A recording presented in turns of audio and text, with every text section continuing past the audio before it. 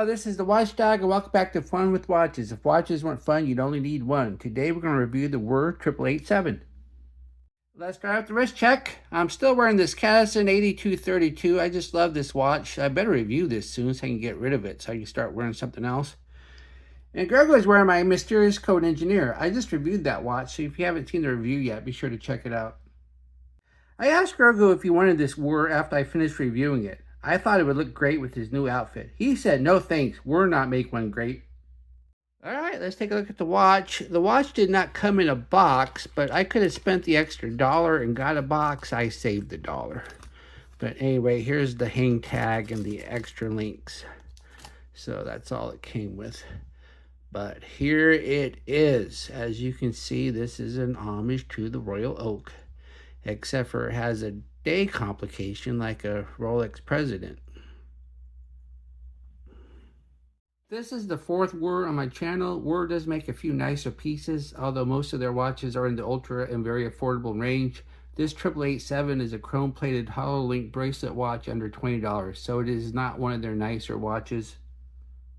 This is an homage to the AP Royal Oak, but it has a day-date complication with the day on the top of the watch. This watch comes in 4 different colorways. If you don't like the black dial steel colored watch I chose, there is also a gold tone with either black or gold dials.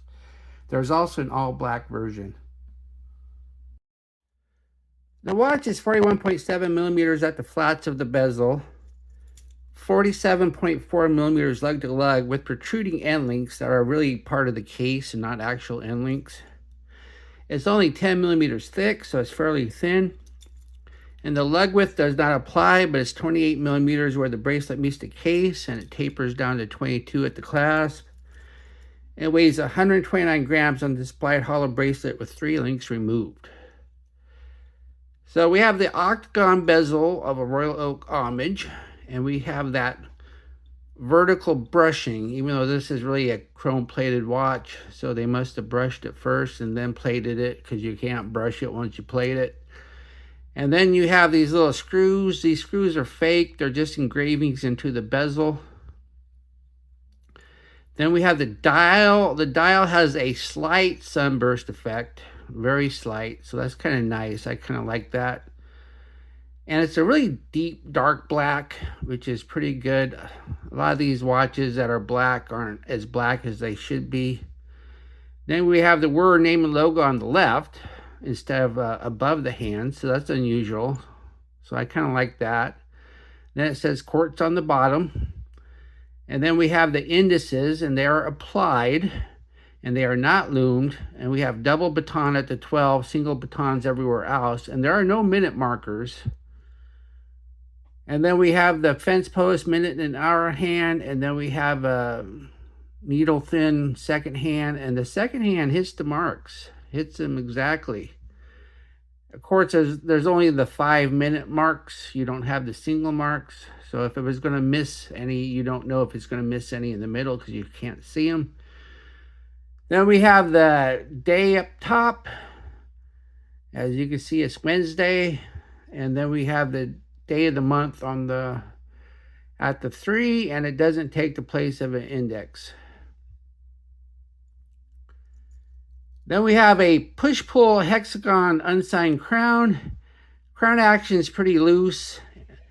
And then when you go to set it, you can move it out of position when you're pushing it just because it's so loose. But if you hold it, then you can get such a slight jump that it's not really a big deal. So you can set it accurately. But unfortunately, since there's no minute markers, you have to set it accurately at the 5s.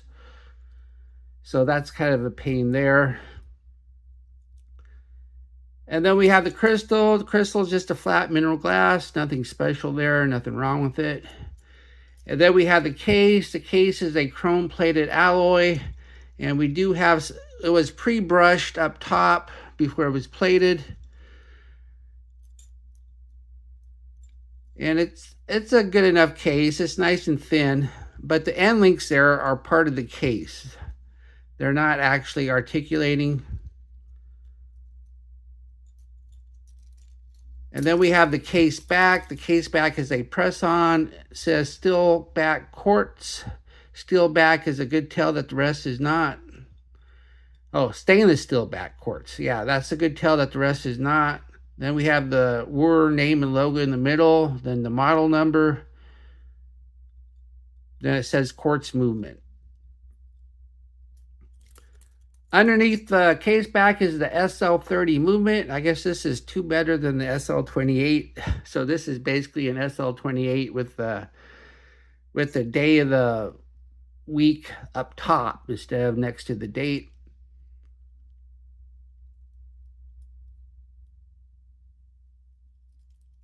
And then we have the bracelet. The bracelet's hollow. And these little links here are fake. They're part of the link. They're not separate.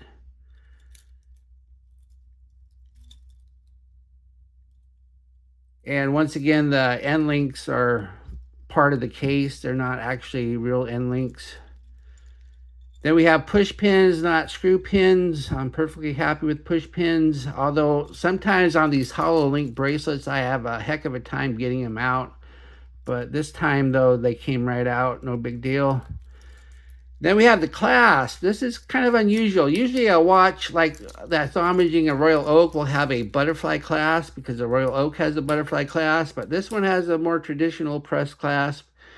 And it's actually signed. And it has 3 holes of micro adjust. So that's nice. I mean, it's a simple press clasp. But at least you can adjust it so you can get the perfect fit.